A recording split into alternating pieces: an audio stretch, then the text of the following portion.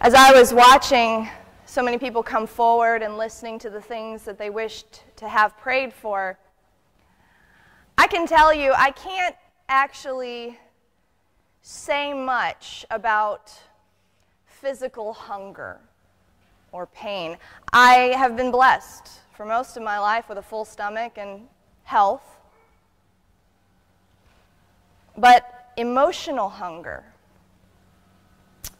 that's something else entirely. And I think many of you probably know what I'm talking about. I can tell you about being the new kid in town and hungering for a friend. I can tell you about being the only single woman in the room and hungering for a companion. And I can tell you about being the only one grieving in a room full of happy people and hungering for a quiet place to go where I'm allowed to be unhappy. So that brings us to our first question. How about you? What stories can you tell? Can you remember hungering for anything? What's your story?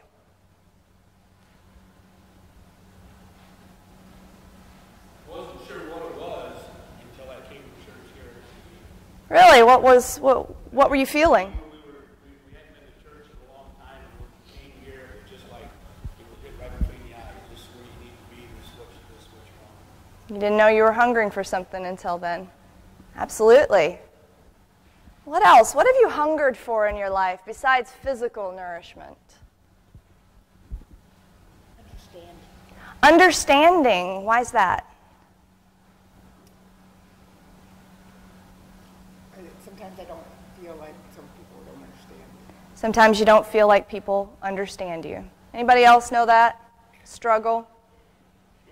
Well, yeah, there's you.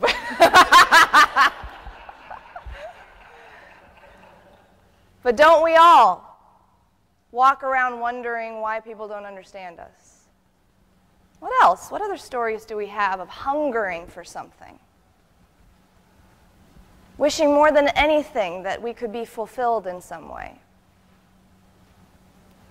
Anything? Yeah. You hunger for Jim. Absolutely. We hunger for what we've lost. We hunger for what's now missing that used to be with us and, according to everything we know and trust, should still be here, right? Hunger is, as you can tell from these stories, one of the most elemental, one of the most visceral feelings that we have. It is to hunger that is what drives us. Because to be fed, to be fulfilled, is to be given life. And that's what we've sought here today. In two very distinct ways, that's what we've sought here. We have sought life. We have sought new life in the waters of baptism. And we have sought life in the form of healing from whatever pains were crushing us. And we have known in that seeking that what we hunger for is more than just physical nourishment, but also the nourishment we can only get from spiritual food. Now today we heard a reading also from the evangelist called Mark, who tells us a story today about spiritual food. But as with a lot of things, you'll notice he starts his story with physical hunger. You'll notice as people came forward today, we had two forms of prayer going on. We had prayers for physical hunger for healing, and we had prayers for spiritual hunger as well. And that's where Mark starts. He starts with physical hunger. He says, the apostles gather together, and they're with Jesus, and they tell him all that they've been doing and teaching, and he says to them, now come apart by yourselves to a deserted place in the wilderness and rest a while. I love that phrasing. I love the way that's written. Come apart by yourselves and rest a while. Because it brings to mind two of the most distinct images of Christian ministry that will always be with me in my life. The first comes from my dad. He tells me stories of him at 12 years old, sitting in a crowded movie theater with a bag of popcorn and a soda, watching his favorite film. And in the seat next to him, my grandfather, a pastor who served almost 50 years, head back, mouth open, snoring softly through the whole thing after a long day of ministry. The second image is like unto it. Me, at 12 years old, on our living room couch, with a bowl of ice cream and a soda, watching my favorite movie, and my father, also a minister, in the recliner next to me, head back, mouth open, snoring softly through the whole thing. There's something about ministry, I've discovered, that makes you hunger for rest, like you've never hungered for anything in your life. So I can completely understand what a relief it must have been for the disciples to hear those words, "Now come away, come apart by yourselves, and rest a little." After spending days, perhaps weeks, we don't really know the time frame, ministering to the people of God, the disciples are exhausted. And so Jesus invites them to step away for a while and to feed themselves with what they hunger for most, and that is, more than anything, rest. It's a very peaceful image. It's beautiful, and I'd love to stop it right there, especially given the spirit we've developed here after our healing service. But when you read along, that peaceful image is completely ruined by these words. "And many people saw them and recognized them, and they ran together on foot from all the towns all over, and they got there ahead of them." The one thing the disciples crave more than anything in the world is a little rest and a little food, and for the love of God, can't I get a break from these people? But the people of God just won't have it. They come from all over, chasing them down and crowding up on the shoreline, waiting for them in that deserted place where they were supposed to have gotten a little rest and relaxation. Now we hope, or at least, I do as a pastor, deep down I kind of hope Jesus is going to say, "Okay guys, just give them a minute, give them some space, let them rest," but he doesn't. The writer tells us Jesus saw the large crowd and had compassion on them because they were like sheep without a shepherd, and he began to teach them. He had compassion on them, which means that it's obvious to Jesus that something else is going on than desperation to talk with Pastor about yet another unimportant thing.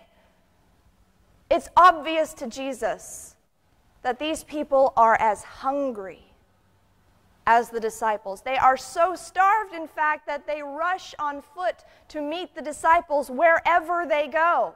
They are almost desperate. But I want you to notice that last part. He began to teach them.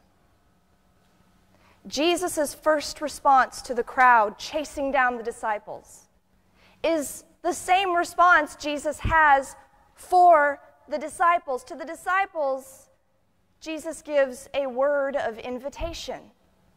Come away and rest a while.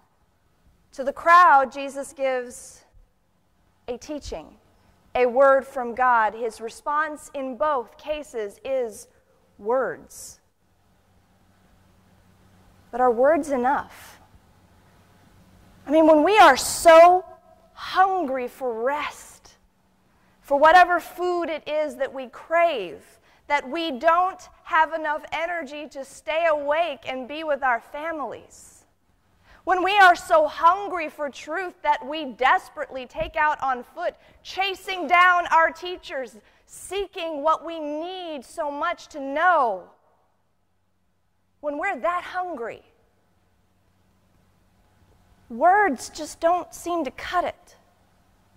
Words seem so pitiful when met by real human problems. And words from God, well, words from God, they sound great, but they always sound like they're for someone else. They sound like they're for someone who's more righteous, more religious, and certainly more godly than we are.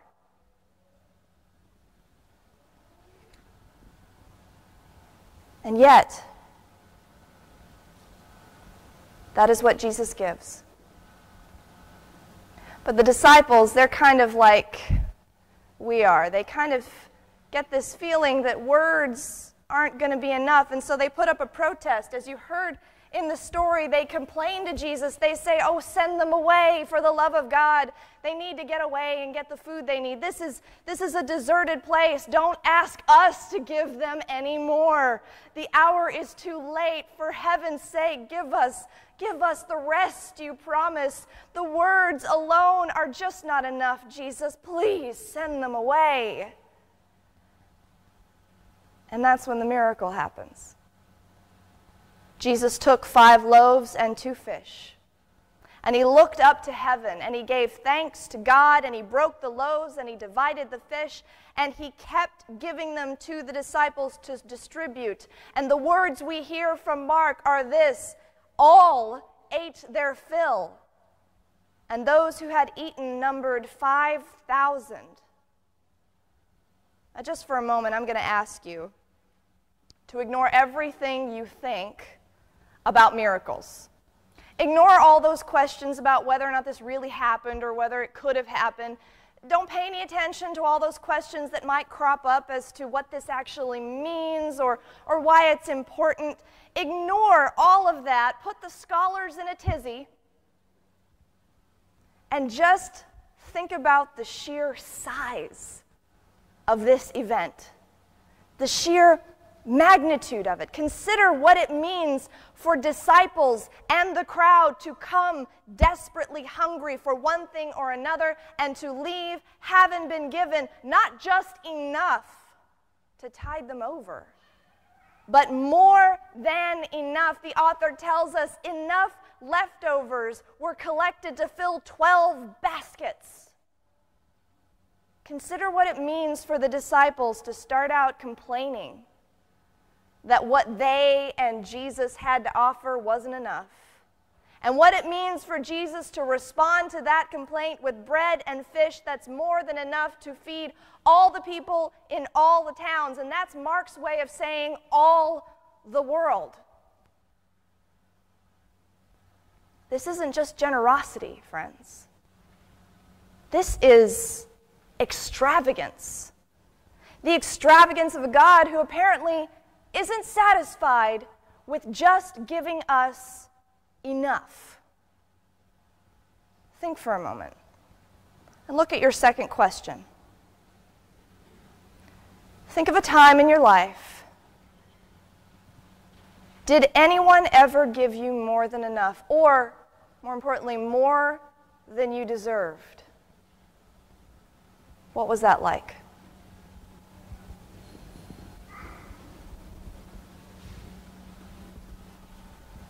Anybody? Has anyone ever given you more than enough? I think my friendship with Mark Davis, because she never pushed me to start going to church or whatever, she just kept being my friend. That persistence of friendship, more than enough, absolutely. What else? Has someone ever given you more than you deserved? Has someone ever surprised you with extravagance? Yeah, I've got a friend that I met through work. Mm-hmm. He's a very wealthy man, monetarily and emotionally, and he can't, when I visit him, I can't pay for a thing. He just wants me to keep, and I'm going, you don't have to do that. Mm-hmm. He said, I know I don't, but I want to. So it's really a good thing. It's a good feeling. When someone is consistently generous and they don't need to be. Absolutely.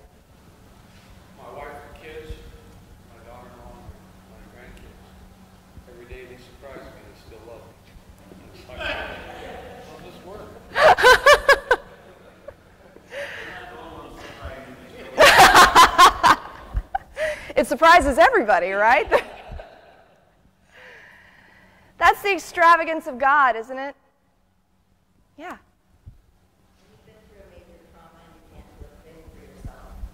Yes. Everyone does everything for you, and more than you would expect, or just make sure everything is taken care of. It's humbling. When you've been through a major trauma, and suddenly there's all these people doing not just what you need in that moment, but ever so much more. And it's humbling, she says. Absolutely.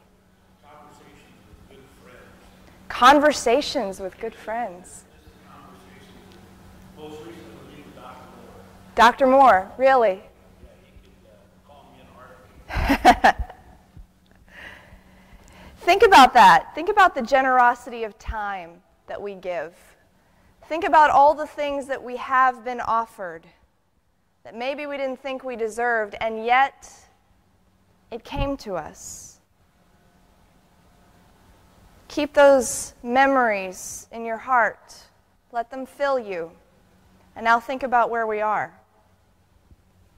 We started out with a few tired out, hungry disciples. And through Christ, we have witnessed the feeding of the whole world. I want you to think of this story as not just a story, but as a taste, a sample, if you will, of what God intends to accomplish for all of us. What God intends to accomplish is nothing less than far more than enough. Through this story, God makes us a promise. You will never be hungry again. It reminds me of another story. During World War II, there were a lot of bombing raids in Europe. And as you can imagine, people lost their homes, lost their families. Many of the victims were children. They'd lost everything. They were orphaned almost instantly. The ones who were lucky were rescued, and they were taken to refugee camps where they were given food and care. But they never could sleep. They couldn't fall asleep at night because they were terrified that when they woke up the next morning, they would again be homeless and hungry. And nothing anybody said to them could assure them that they would have food and security the next day. Until somebody hit on an idea. Give each child a piece of bread to hold at bedtime. Let them keep it in their hand while they sleep. Let that bread be a promise that they can feel and touch and taste. A reminder, today I ate, and tomorrow I will eat again. That's my prayer for you today. I pray that today's worship, today's healing, the witness you all have borne to Tita's baptism, I pray that all of these things together will be for you a piece of bread to hold at bedtime. A small taste of God's divine promise that in Christ you will know extravagance. It will be so much more than enough. It will be so much that you will never hunger again. Amen.